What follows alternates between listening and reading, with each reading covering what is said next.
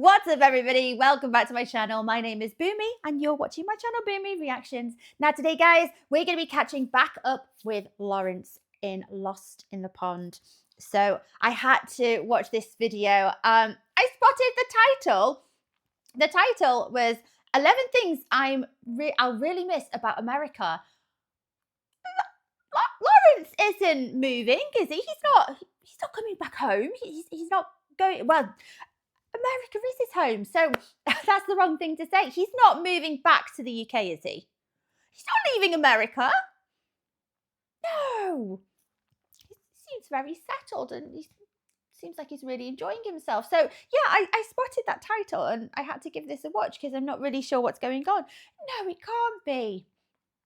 Anyway, let's crack on with the video. I'm so invested. I need to see what's happening here. Is he leaving? Oh my gosh. Oh, woo, woo. Right, guys, if you're enjoying these reactions, don't forget to hit that like and subscribe, my lovelies. Thank you so much.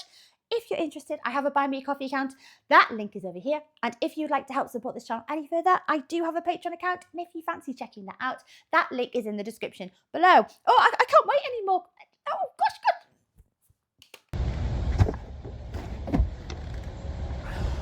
No, it's got a suitcase.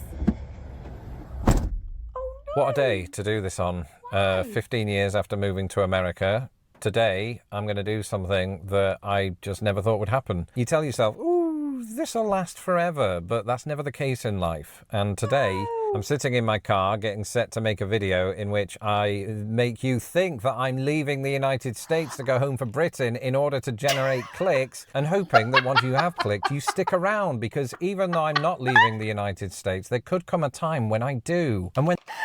Laurence, you bugger!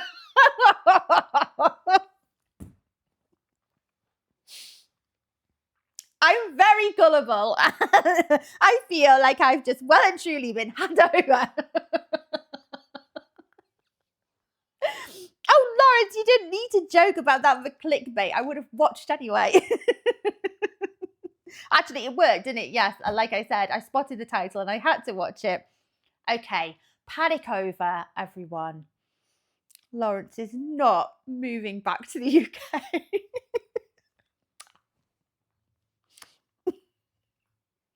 Naughty.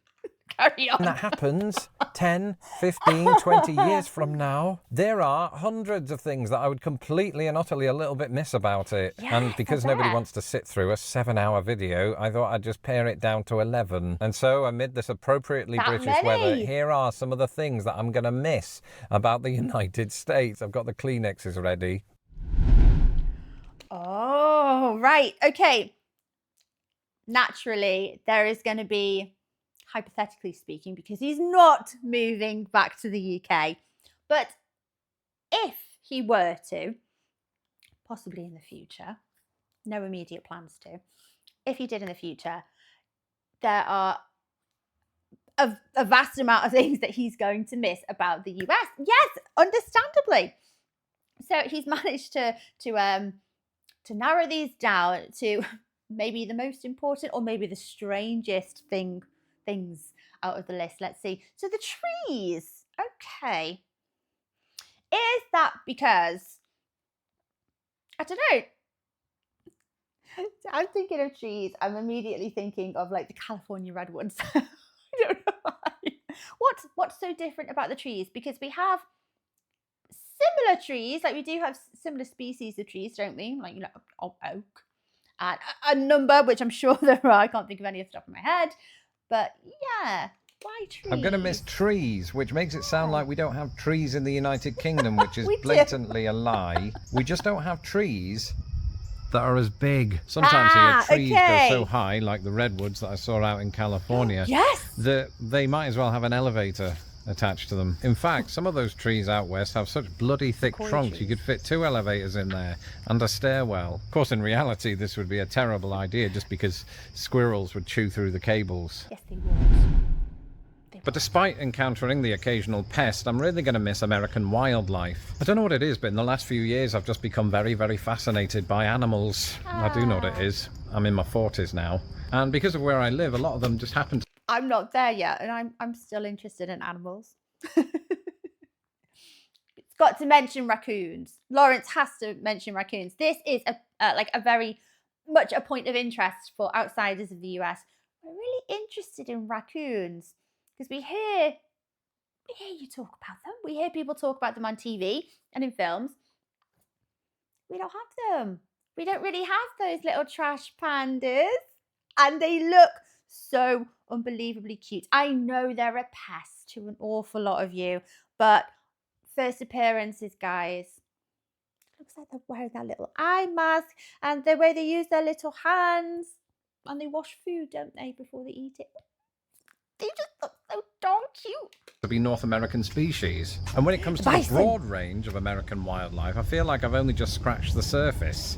A bit like my dog. Oh, naughty puppy. I figured that I should include something about Chicago since I've predominantly lived here. And I thought, what could that be? Maybe the Silly Little Bean, which I've been to around about 7 times. Or maybe something that I used to use every single day, the Lakeshore Trail. Because when I used to work downtown, I would put on this helmet, get on my bike and hit that cycle path like I was a psychopath. To be clear, I didn't do any property damage. But I did ride it. 7 miles there, 7 miles back, with Lake Michigan always at my side, unless I was in Lake Michigan. That was roughly when I stopped using the trail.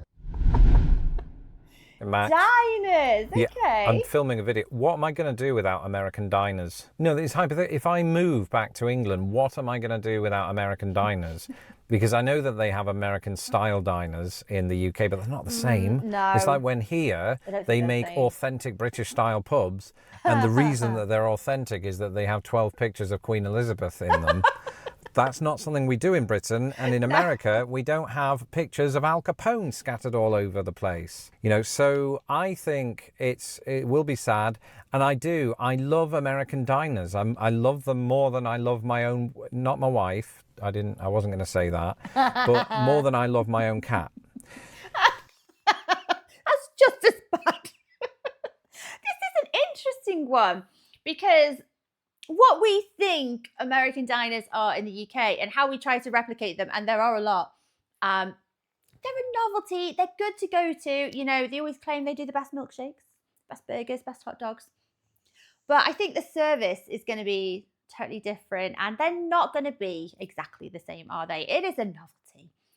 I'd love to experience a proper, authentic American diner one day. But yeah, that's the closest that we get in the UK. There's actually like chains of them. Ed's Diners, just to name one. I think there's a few actually. So, but what's really interesting is if you have authentic British pubs in the US, what do you think makes them so authentic? I'm just interested because Laurence said with the portraits of Queen Elizabeth. Well, the late Queen Elizabeth. I wouldn't say that's what makes pubs over here. There's an ambience, there's an atmosphere, there's a smell. Smells of vinegar and stale beer that's been on varnished tables for far too long. That's the smell of a British pub. Just in case you were wondering. But yeah, what makes them appealing and authentic to you guys? I'm quite interested. Let me know in the comments, guys. What is it? Let me know. Because like I say, I think over here, what makes diners appealing to us, because we think it's authentically American, the food. So it's got to be milkshakes, burgers, hot dogs, some waffles and pancakes. Yes. The music, like quite often you'll see like a jukebox, in there playing some very sometimes kind of Motown, some kind of 50s classics going on there. The retro designs, I forget what the name of the name of the design is, but yes, it's got to look a certain way, and I think that's what we would think is like, yeah, that's authentic. Yeah, that's a really cool American diner. Let's go and eat there. It's not accurate. It's not going to be accurate. But yes, vice versa. I'm interested in what would appeal to you as being a traditional, authentic British pub. You do need the smell though. He's in the house, he won't know about Anyway. that. Every weekend, my wife and I make a habit of going to a diner. And it's usually one of those local types, you know, Frank's Diner or Catherine's Cafe. And there's just something really great and lovely and welcoming about the ambience of those places. And you can't replicate it in England. I mean, of course, we have tea shops, we try. Things like that. But this is different. It's something it's almost entirely American, and it is so difficult to describe. I think some of that is down to the food you get. I mean, hash browns, for example. You know, American hash browns are very American and hashy and brown. I love them. I love diners. I live for them. The conversation that happens, it makes you feel like you're in an American film set in a diner, such as Diner from the early 80s. And oh no, see, I think of Pulp Fiction. Maybe it's my age, it's the generation that I am. Trying to think of another handful. And that's all we know really of American culture. We get a lot of it from TV and film. And I think, yeah, that's where the illusion of authenticity comes from. You know, it's got to have the little booze, it's got to have, you know, that color palette going on there. It's got to have all of those things that check the list. The little check, tiled floor. Even though, you know, I'd be interested in knowing if you guys come over to the UK and experience a American diner, what do you think? How inauthentic is it? It's very interesting. I need to know. I don't know what it is. I will always love US diners. And are you still there? I love the idea of it. No, I am. I'm choking up. I'm just thinking about the fact that they could one day be gone. In his life. I mean, in some respects, they are gone. You know, the diners, American diners, are part of a bygone era in this country. They used to be far more numerous and far more part of the American experience. But they are still here. And I think that's important. I think that they need to stay as part of the American experience. 100%. Otherwise, the American experience is no experience at all. Yes, I would like a refill on my coffee. Thank you. I talk about this one a lot on my channel, so I won't dwell on it, but I love food. Who doesn't? Dead people. But American food is often very interesting because they seem to take ideas from other country and then just create their own magnificent dish, right? You see this in pizza, for example, or Tex-Mex. And I think I'll really miss being able to get my Detroit style, or a burrito from Chipotle, or a Baconator from Wendy's. It's making me hungry just thinking about it. Making me hungry and I don't even know what they are. It's true. I will miss American English. What? Oh, right. I will miss American English. And you might think, that's no surprise, Laurence. You talk about it in all of your shorts. Yes, I do. But I also use it in my everyday life. Whether I'm taking out the trash or kicking a soccer ball or using the US date format. Which still, after all these years, doesn't come naturally. Yes. But on the other hand, I think if I were to move back to England, I would struggle at first to use the British English equivalents. And my English cousins and their cousins will think that I'm purposely overdoing it on the Americanisms in order to look cool. There really is no winning when you've lived in 2 countries for more than a decade. Oh, it's very true. I have a cousin who moved to Australia quite a long time ago now, like years and years ago. And each and every time she comes back and visits, she comes back with the strongest Australian accent. It's probably not strong. But I suppose by comparison, and when she comes back over and visits, we all think it's amazing. Like, say this. But you do adopt accents, language, mannerisms, you do. When it comes down to it, I think I would severely miss American road trips. And that is because I am at heart an adventurer. I am somebody who wants to see the entire world without leaving America. And you can do that, more or less, you know, because we have every terrain under the sun. And so I love it whenever I get the chance to wake up and hop into an RV and hit the open road. I don't have an RV. We've never had an RV. I've never even been into an RV, but the dream is real. But for now, my wife and I are more than happy to just do it in a Prius. I'm still talking about road trips. And we've seen a lot. You know, we've seen... Do you think as soon as Laurence said that, he thought, no, backtrack, that's not what I meant. Cheeky. The entirety of Route 66, at least the Illinois portion of it, so not really the entirety of it, but some of it. And I had a great time. You know, we saw a lot of very kitschy things. We drove up to a 20-foot high spaceman. What more could you want? Except for incredible terrain, which America offers in abundance. I mean, you could be driving just east of the Mississippi, right, through Indiana. It's all cornfields and soy.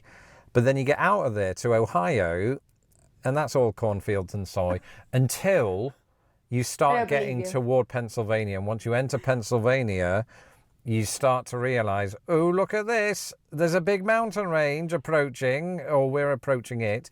And it's insane how this just comes upon you out of nowhere. And then you're lost in it for miles and hundreds of miles until you get to Philadelphia. And then it's just skyscrapers. Oh.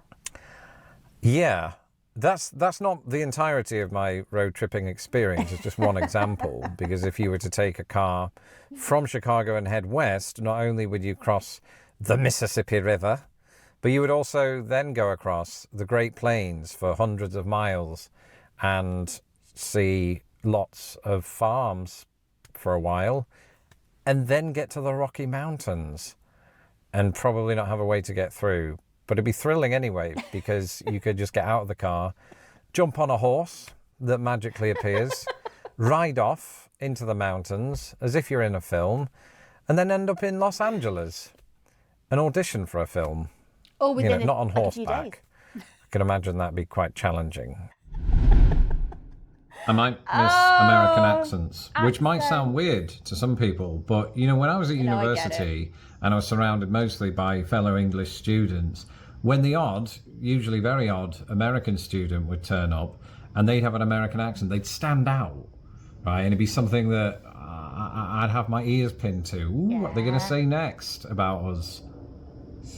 I was never suspicious of Americans. I was more fascinated because you didn't typically hear American accents in my part of the world. No, and so now that I've been living around them for the past 15 years and encountering many different accents from across the entire country, it's become a kind of a comforting thing in my life, because I play a little game in my head and it's, can I guess which part of America that person is from the way they speak? Just the other day I was listening to somebody online who had a vaguely southern accent, and they were talking about their Instagram account, and they were saying things like, I think my numbers have dropped a little bit over the last 2 years, and in my head I'm thinking, ooh, you're from Alabama probably.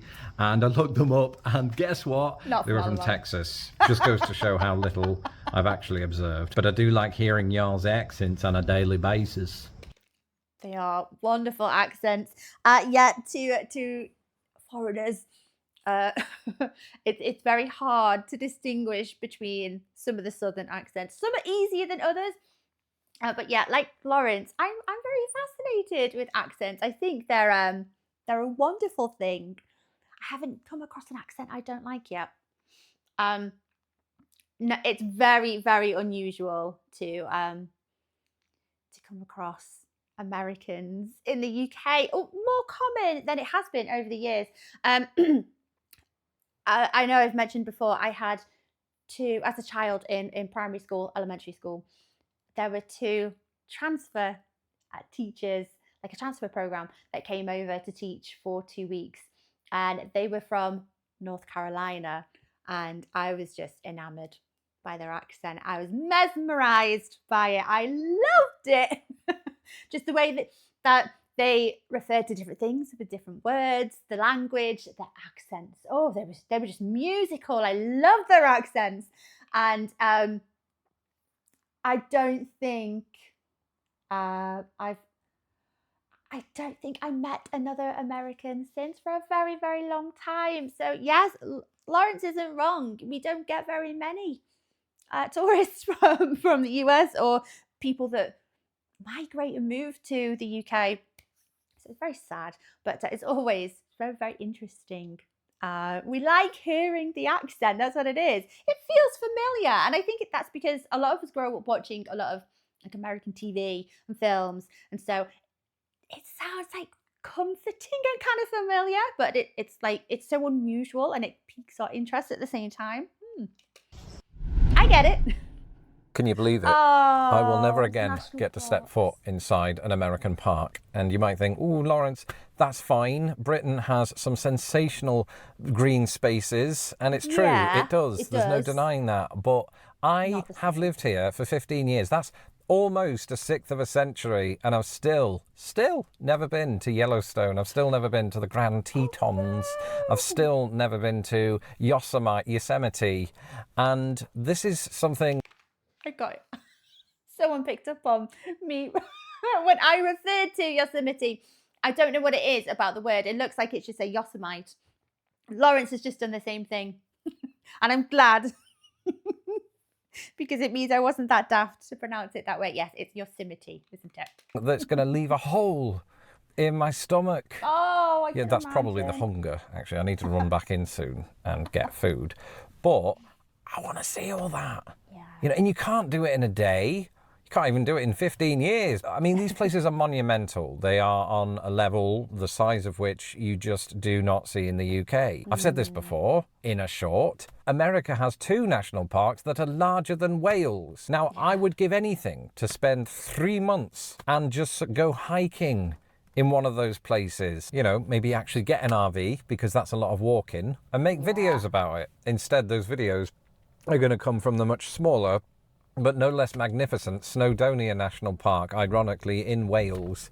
I really hope you didn't skip the intro to this video. But the US not only has the Snowdonia's biggest nice. national park system, it has the oldest national park system. You know, we always hear, ooh, America doesn't have a history. Well, when it comes to national parks, it does. And they remind you of that when you go to visit them and you interact with the ranger, which is a real thing. You know, and they tell you things like, oh, this is where Teddy Roosevelt got off a horse, or this is the spot where some teenagers stole some bison a few years ago. Don't do that. It's very bad. And never mind the national parks, I'm going to miss the dog park where I take Arthur. I'm going to miss Arthur. Can he even come with me? So please look after your parks, America, and turn it off. Turn the camera off. I suppose if the sun does set on my time in America, one thing that I'll greatly miss is American sunsets. Is that really the transition? Just because 2 of the greatest sunsets that I've ever seen in my entire life both occurred right here in the United States of America. One of them off the coast of San Francisco in 2018, and the other right here in the Midwest frequently. And actually, I saw a particularly nice one when I buggered off to the beach the other day during the stupid heat wave. And with the lake facing east as opposed to west, which is where the Pacific was in San Francisco, there was something quite scintillating about watching this huge star in our solar system create an enormously beautiful hue behind the beach, even if it was ruined by people. Some might say improved because of the silhouette. Either way, sunsets on this level don't really occur in England. Usually you get a very nice one, but just not as nice as these. I wonder what it is. Do you think maybe it's our position away from the sun? I don't know if that makes any kind of scientific sense or anything. Maybe it's because we're a smaller island, so maybe we're a bit more congested. Like there's more buildings around. I don't know, but I'm not going to argue because I actually understand it. Your sunsets probably are a lot nicer. Don't get me wrong, you can find a nice sunset here in the UK. I don't know, but it always kind of feels like that sun is significantly further away in the distance. So it doesn't occupy as much of the sky. Maybe. I'll miss them a lot. Oh. And finally, my American friends and family, and I think this is the bit where the producers wanted me to get emotional, but the parks did me in, man. And I don't like people. So that's unlikely to occur. But I do like some people, and those are usually my friends and some of my family. Yellow school bus. And with those, you can't really take them with you. This is something I discovered leaving England for America. Those friends and those family members, they have to stay over there. And then it's up to you and your access to Skype as to whether you connect with them on a frequent basis. And so far, I've done a pretty lousy job of doing that with my English people. So I imagine in reverse, I would do the same with Americans and I'd forget all about them. Woo, boo-hoo! You know, I've just realised a lot of them watch this channel. So I'm not referring to you. If you watch my channel, that means you love me and you will stay in my phone book. But I think, all joking aside, Americans have generally been some of the most welcoming, nice and beautiful people that I've ever met. We Americans, like everyone, are just going about our lives and basically just trying to keep out of trouble. So well done to us. We are good people. There are some bad people here too. I mean, that's no different to Britain. And so with all of that being said, I suppose it's a good job that I'm staying. I'm Laurence Brown. You can follow me on Twitter and or Threads. And if you've watched all the way through this video and haven't had a chance to subscribe to my channel, do that now. Do it now. In the meantime, your next assignment is to watch this video next. As ever, a big thank you to my ponderers who make these videos possible. They even paid for the plane tickets that I didn't use. If you would like to become a ponderer and gain access to my secret live stream as well as my secret video series, Diary of a YouTube Sensation, you can do so today at patreon.com/lostinthepond or by clicking the join button below. Until the next video, goodbye. Oh, I'm gonna have to watch that video. Is it the heat wave? This heat wave ain't got anything. No, British heat wave ain't got anything on. I can't remember what the title was. The last heat wave we had here a few years ago. I'm not gonna lie. I was moved to tears. I cried twice. Our houses are just terrible. They maintain too much heat. So at one point, I think it was 40 degrees outside. That's the hottest it got a few years ago. So outside in the garden, it was 40 degrees. And then on the inside, the temperature was 35 degrees inside the house. How do you cool down from that? That's inside your house. And we don't have aircon. It was horrible. I cried twice. It's very hot. Anyway, I am surprised. I thought at the end there, the last thing that Laurence was going to say that he would miss is the patriotism. Because I know we've mentioned this a few times. I feel that your average citizen in the US is significantly more patriotic than we are in the UK. And I can't tell you for why. I couldn't tell you. Honestly, there's no definitive answer that I've thought of in my head. I don't know. But yes, you guys are an awful lot more patriotic than we are. We've lost that element. Isn't it sad? It is very, very sad. Not all of us. I'd say the majority of us aren't very patriotic. And yes, it is. It is very, very sad. But yes, I did think that one was going to come up somewhere around the end of that program there. It's interesting. 100% would be the food. Yeah. I haven't visited the US, but I'm already well aware that I think you've got better food than we do. I've tried enough now that I'm well and truly convinced. So yes, if I was Laurence in formulating this list, food would probably be at the top. Anyway, guys, I hope you enjoyed watching along with me. Take care of yourselves, my lovelies, and I will catch you on the next video. Bye-bye.